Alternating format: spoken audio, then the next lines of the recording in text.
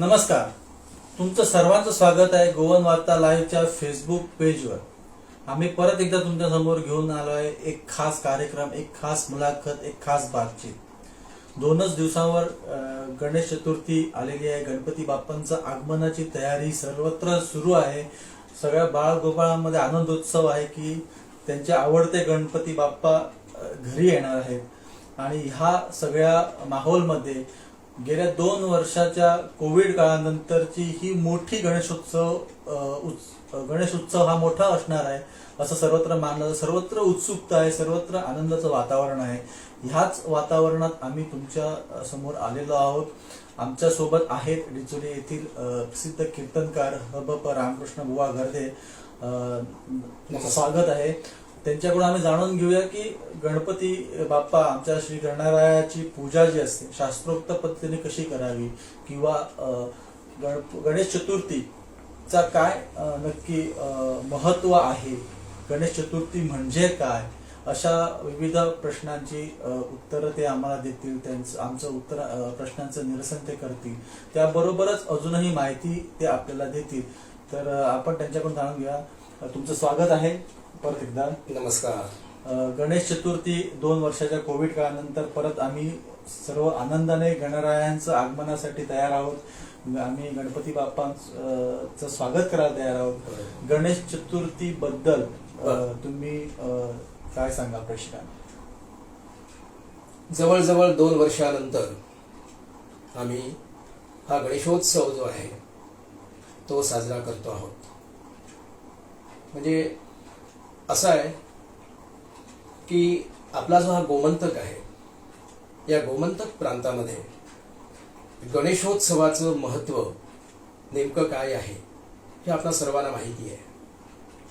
कधी एकदा गणपती राजा आपल्याजवळ येतील आणि त्यांची पूजा अर्चा आपल्याला कधी करायला मिळेल अशा तऱ्हेची एक जी उत्सुकता असते. आणि ही उत्सुकता केवळ मोठ्या माणसांप्रतीच नाही तर अगदी लहान मुलांच्या पासून सर्व सामान्य सगळे मोठी असणारी लोक या सगळ्यांनाच या उत्सवाची आणि इच्छा झालेली असते. हा असा उत्सव आहे की हा लहानांनाही प्रिय आहे, मोठ्यांनाही प्रिय आहे. आणि या गणपतीचा जो काही महिमा वर्णन केला जातो त्या वर्णाच्या अनुषंगानं ही देवता ही खरं म्हणजे विद्येची देवता आहे. त्यामुळे आपल्याला चांगल्या पद्धतीची विद्या प्राप्त व्हावी हा या पाठीमागचा एक उद्देश आहेच आहे. त्याशिवाय आपल्याला हा जो गणपती आहे, गणानांत्वा गणपती व्हामहे कविं कवीनामुपमश्रवस्तमम् ज्येष्ठराजं ब्रह्मणां ब्रह्मणस्पत आनशृण्वन्नोतिभिः सीदसादनम्. महागणपती, आणि असा हा महागणपती तुमच्या आमच्या सर्वांच्या दृष्टीने अतिशय म्हणजे समाधान आणि आनंद असा देणारा हा उत्सव असल्यामुळे आपल्या संपूर्ण गोव्याचाच मी या ठिकाणी सध्या उल्लेख करतोय. तर आनंदानं सगळंच जीवन आपलं अतिशय सुंदर पद्धतीनं आणि बहरून जात आहे. गणपतीचा उत्सव याची खरी म्हणजे तयारी जवळजवळ 15 दिवसापासूनच व्हायला सुरुवात होत असते. त्याशिवाय गणपती करणारे जे असतात त्यांना जवळजवळ महिना, 1.5 महिना, 2 महिने, कारण जी माती तयार करायची असते या मूर्तीची, ती माती तयार करण्याकरता त्यातल्या त्यात पुन्हा पावसाचेही दिवस असतात. पण या सगळ्या गोष्टी व्यवस्थित रीतीनं घडवून आणि हा उत्सव आपल्या गोव्यामध्ये अतिशय आनंदानं साजरा केला जातो.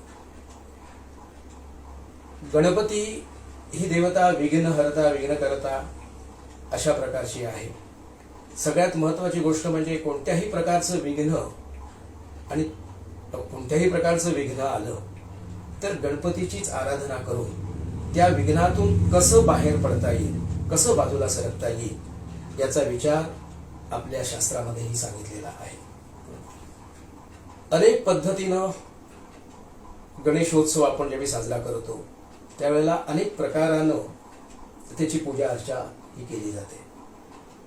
खरं म्हणजे हे जे 4 महिने असतात श्रावण महिन्यातले, या श्रावणामध्ये अतिशय थंड असं वातावरण असतं आणि त्याच्यानंतर अतिशय वनराई जी आहे ती प्रफुल्लित सगळीकडे झालेली असते.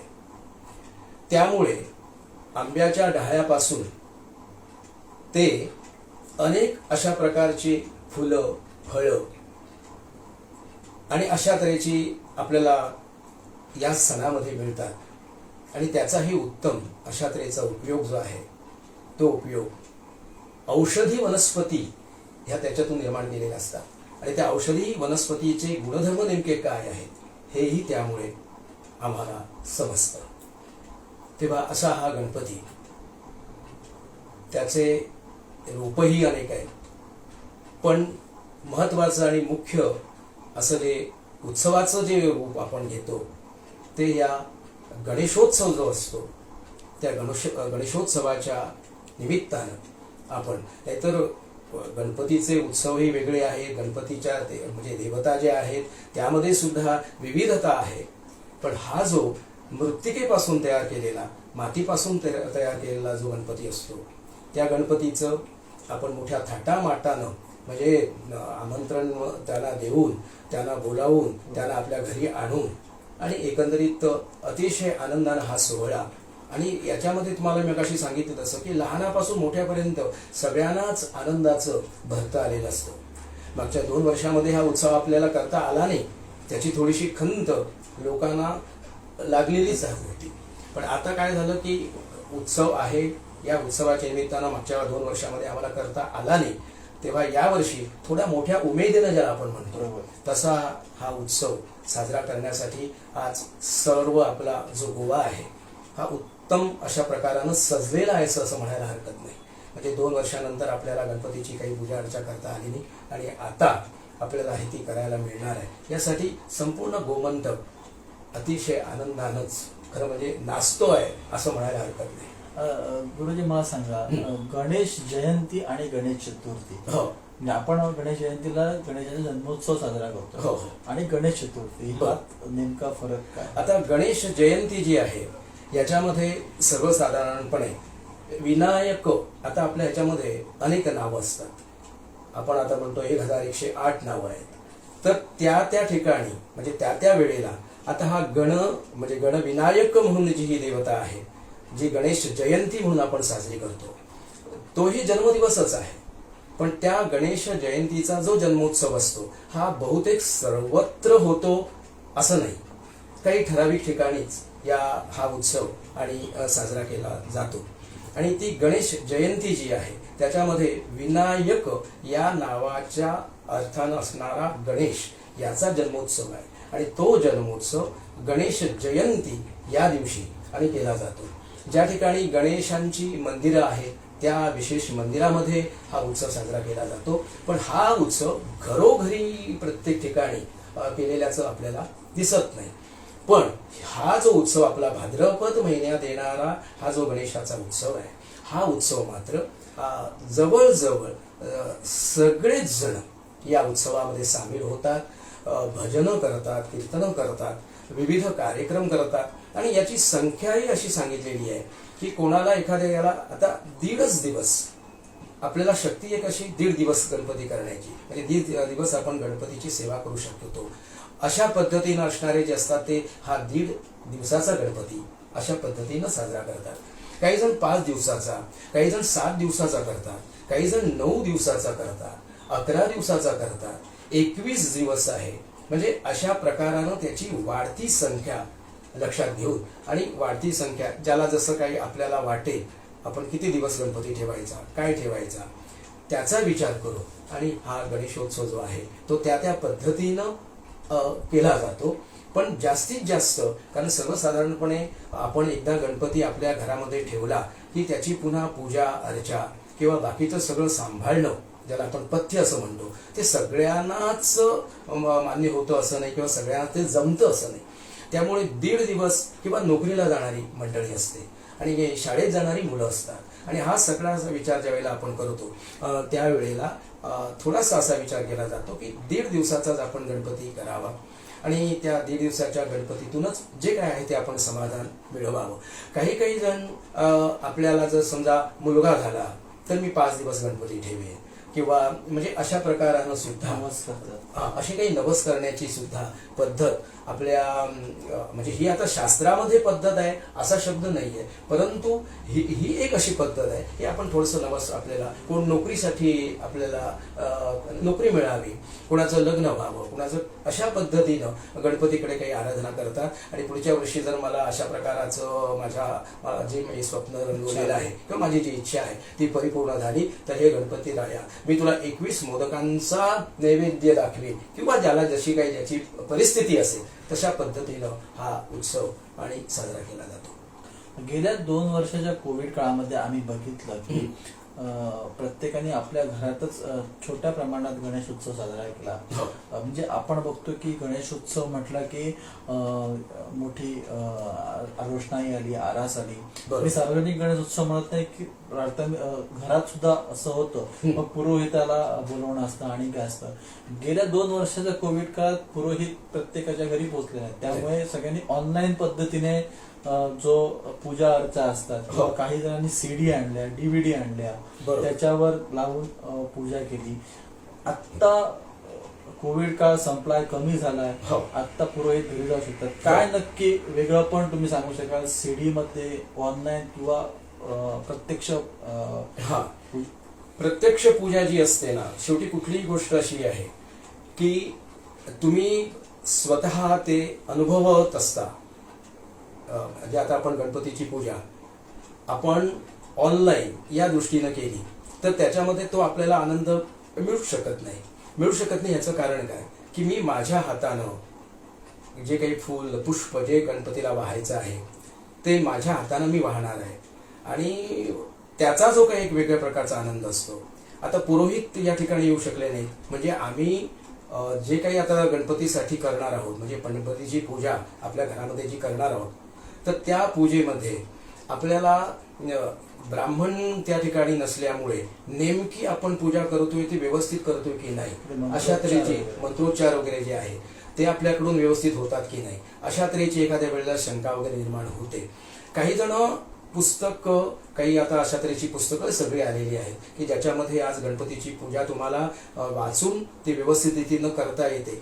तरी सुद्धा त्याचे परत उच्चार जे असतात, उदाहरणार्थ आपण आता म्हटलं की ओम नमस्ते गणपतये त्वमेव प्रत्यक्षं तत्त्वमसि किंवा ओम केशवाय नमः, ओम नारायणाय नमः, ओम माधवाय नमः वगैरे जे काय आहे असं स्वतःला म्हणणं प्रत्येकाला शक्य होतं असंही नाही. आणि शेवटी कसं आहे की जिवंतपणा हा एक वेगळा असतो आणि अशा प्रकारानं आपण जे काही करतो ते मनाला आपल्याला पटत नसतं. फक्त नाईलाज कोविड सारखा काळ आला आणि त्या काळामध्ये खरं म्हणजे पूजा सुद्धा केली नसती तरी काही गोंधळ झाला नसता किंवा काही मोठा प्रॉब्लेम झाला नसता आजच्या भाषेत सांगायचं झालं तर. कारण कसं आहे की आपल्याला करण्याची इच्छा आहेच आहे, पण हे असे ज्या वेळेला नैसर्गिक प्रसंग आपल्यावरती आपत्ती अशा निर्माण होतात त्यावेळेला आपण घरामध्ये बसून सुद्धा आपल्या ठाईच बैसोनी करा एकचित्त आणि तिथंच बसून तुम्ही तुमच्या घरामध्येच बसून जिथं आहात तिथं बसून तुम्ही नुसतं ओम गंग गणपतये नमः असं जरी म्हणत राहिला असलात तरी सुद्धा जो गणपती तुम्ही घरामध्ये आणून त्याची पूजा अर्चा करून आणि त्याचं जे काही असेल ते आपण सगळं म्हणजे सगळं अभिषेक म्हणा किंवा आणखीन सगळं करून करतो तेच तुम्ही तुमच्या घरामध्ये आता मला काही शक्य नाहीये, परंतु हे गजानना हे गणराया मी आता अशा प्रकारानं काहीच मला दुसरं म्हणजे अशा पद्धतीने आता मी पूजा यासाठी करतो आहे की मला दुसरा कुठलाच आता याला पर्याय राहिलेला नाहीये. तेव्हा मी ठाईच बेसोने मी आहे तिथं बसतो आणि तुझं स्मरण करतो. डोळे मिटून आपण जवळ आपले डोळे मिटावेत आणि आपलं ते गजानन गणपतीचं स्वरूप आहे ते फक्त आठवावं आणि हे गणनायका आणि अशा पद्धतीनं गणनायक हा गणपतये नमः वगैरे असे जी काही त्यांची विविध नावं आहेत त्यातलं एखादं नाव घेऊन किंवा माहीत असलेली नावं घेऊन आपण जर त्याच्याविषयी अशा पद्धतीनं मनातच ही सगळी पूजा आहे अशी ठरवून केली तर निश्चितच त्याचंही फळ आपल्याला प्राप्त होऊ शकतं. आत्ता आपण म्हणतोय की सगळीकडे आनंदाचं वातावरण आहे, गणरायाच्या आगमनाची आतुरता सगळ्यांनाच लागलेली आहे. बरोबर. तर त्यामुळे अतिउत्साह आहे.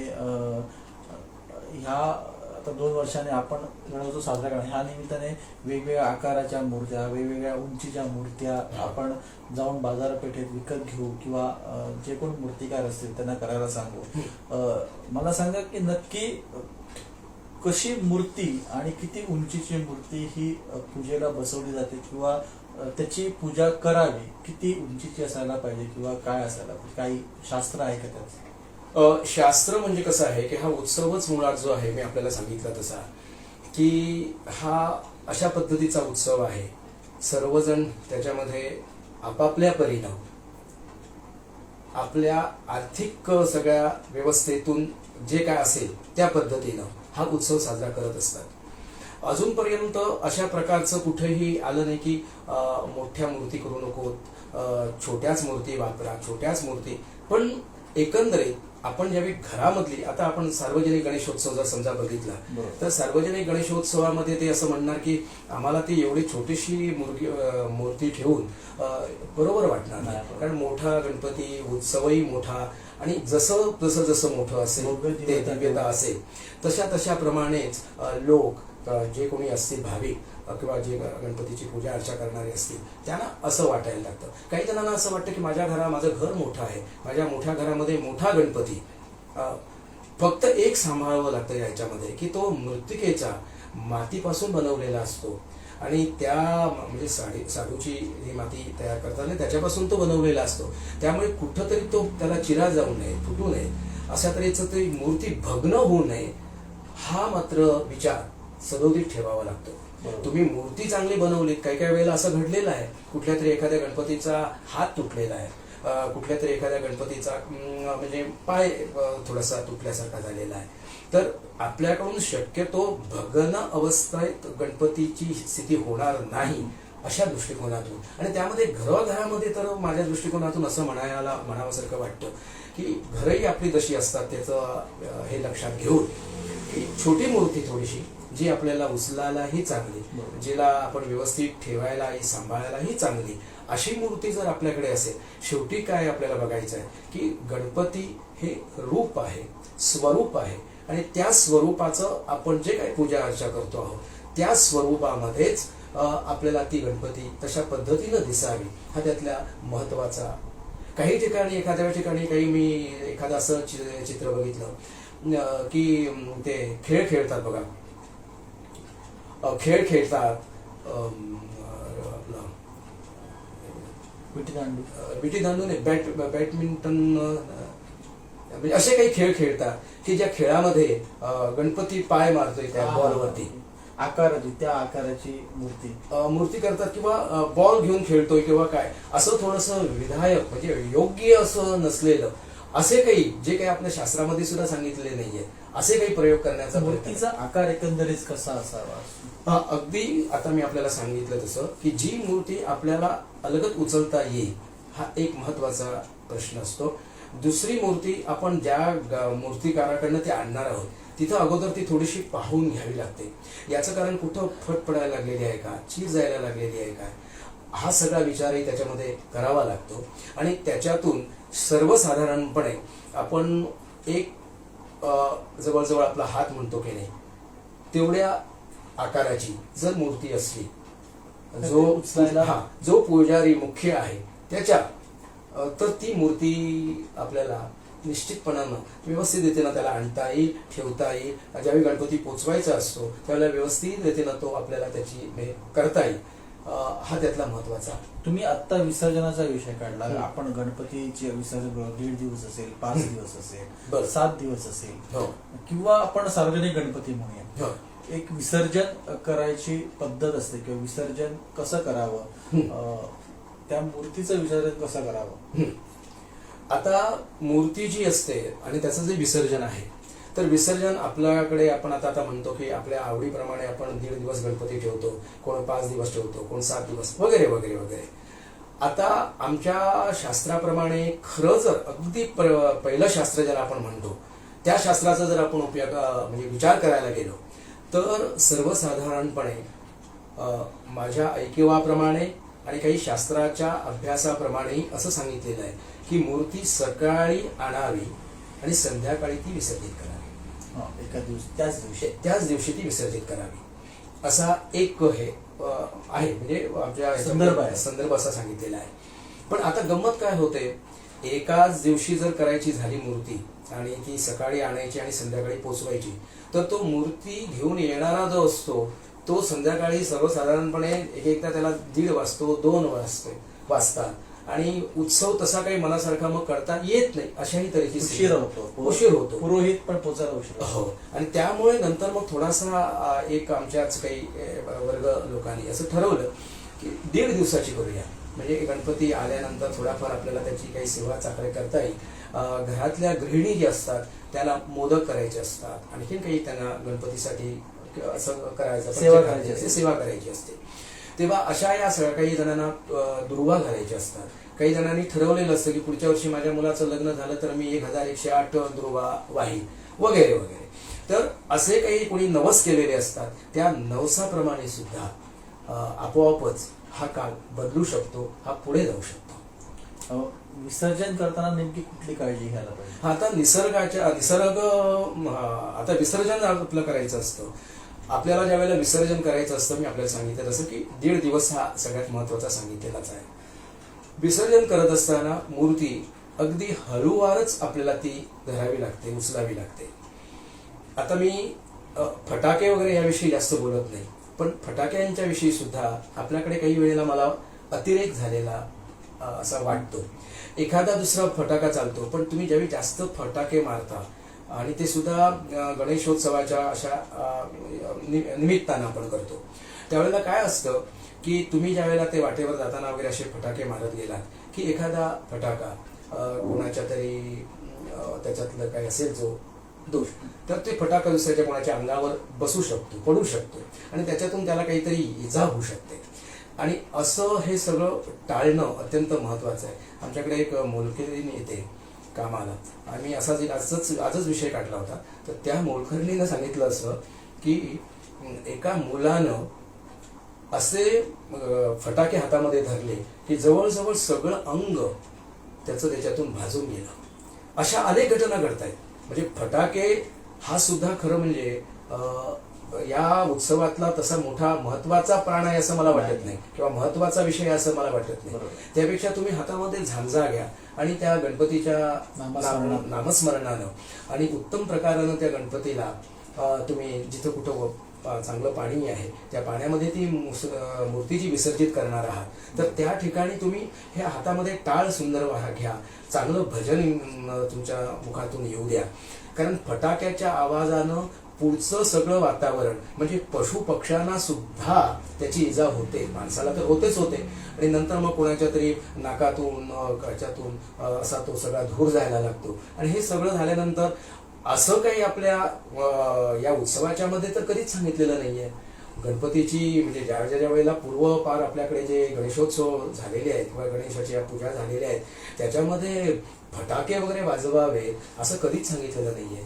उलट आता ही घुमटं वगैरे जे काही वाजवतात तो सुद्धा एक आवाज ठीक आहे, चांगला आवाज आहे, पण झांज जी आहे हा मंदूर जो आवाज आहे त्या म्हणजे भगवंताला मंगलमूर्तीला आवाज सुद्धा गोड वाटावा, म्हणजे त्यालाही त्रास होऊ नये विसर्जनाच्या वेळी. हा, हे जर भान आपण ठेवलं तर बऱ्याचशा गोष्टी म्हणजे जे काही अशा तऱ्हेनं कोणाचा तरी पाय जळतो, कोणाचा आणखीन काहीतरी जळतं आणि कोणाला बऱ्याच इजा होतात, या होणार नाहीत. एक तुम्हाला शेवटचा प्रश्न आहे. आता गणेश चतुर्थी 2 वर्षानंतर साजरी करतो का आपण सगळे? ह्या चतुर्थी निमित्त तुम्ही आमच्या प्रेक्षकांना काय सांगू इच्छितात, किंवा आता काय शेवटचा संदेश? आता संदेश वगैरे देणं म्हणजे तसं मोठंच आहे ते काम, परंतु एक असं सांगावंसारखं वाटतं की 2 वर्षानंतर आता आपल्या म्हणजे घरी गणपती येणार आहे आणि या गणपतीला आपण सर्वसाधारणपणे प्रत्येकालाच ती उत्सुकता लागून राहिलेली आहे. पण ज्या वेळेला आपल्या घरामध्ये गणपती येणार आहे आपण सगळेजण उत्तम रीतीनं म्हणजे ज्या वेळेला गणपतीची मूर्ती आपल्या घरामध्ये येते त्यावेळेला लहानापासून मोठ्यापर्यंत सगळ्यांनाच आनंद होत असतो. हा आनंदाचा सण आहे, जसं दिवाळी आपण आनंदाचा सण आहे म्हणतो तसंच हाही आनंदाचा सण आहे. आणि या आनंदाच्या सणामध्ये ज्यावेळेला आपण घरामध्ये येतो आणि त्या गणेशाला घेऊन येतो, गणपतीची व्यवस्थित रीतीनं प्रतिष्ठापना वगैरे करतो आणि त्याची पूजा अर्चा वगैरे जी काय ते आपण करतो. तर या ठिकाणी मला संदेश देताना असा सांगायचा आहे की एक लक्षात ठेवा, गणपती हा गुणपती आहे, विद्या देणारा आहे. आपण विद्या त्याच्याकडनं घ्यायची आहे. आणि सगळ्यात महत्त्वाची गोष्ट अशी आहे की जे काही आपण जास्त पद्धतीनं फटाके वाजवणं किंवा आणखीन अन्य काही गोष्टी ज्याच्यामुळे आपल्याला त्रास होतो, आपल्याला समजा होत नसेल तर आपल्या शेजारचे कोणी असतील त्यांना त्रास होत असतो, हे लक्षात घेऊन आणि याचा शेवटी सगळा त्रास जर कोणाला होत असेल तर तो गणरायाला होत असतो. की त्याला असं वाटत असतं की म्हणजे तुम्ही म्हणाल काय की हे कसं काय तुम्ही सांगता, ती निश्चितच असं वाटू शकतो, कारण त्याच्या काळात तर ते झालेलंच नसतं. त्यामुळे त्या गणपतीलाही असं वाटत असतं की अरे कशासाठी हे असे सगळं विचित्र वातावरण तयार करून सगळ्यांना म्हणजे अशा प्रकारचं त्रासदायक वातावरण तयार करताय. त्यापेक्षा अरे तुम्ही एखादी सुंदर आरती म्हणत चला रे, एखादी सुंदर नामस्मरण करत चला रे, गणपती बाप्पा मोरया, पुढच्या वर्षी लवकर या, अशा सुंदर घोषणा तुम्ही देता, त्याच फक्त घोषणा चालू ठेवा रे. पण हे बाकीचं जे सगळं वातावरण आपण तयार करतो त्याच्यातून पुन्हा जर समजा आता एखाद्या मगाशी सांगितलं तसं मुलाच्या नाकातून समजा तो धूर गेला, त्याला त्रास व्हायला लागला, तर त्या गणपतीला काय वाटेल? तो म्हणेल की मी उगाच आलो, मी आलो आणि 1-2-4 मुलांना माझ्यापासून त्रास व्हायला लागला. अशा तऱ्हेचं पुढे होऊ शकतं आणि तसं होऊ नये. आणि आपल्या तरी निदान संस्कृतीमध्ये अशा पद्धतीच्या घटना घडू नयेत असं मला वैयक्तिक वाटतं.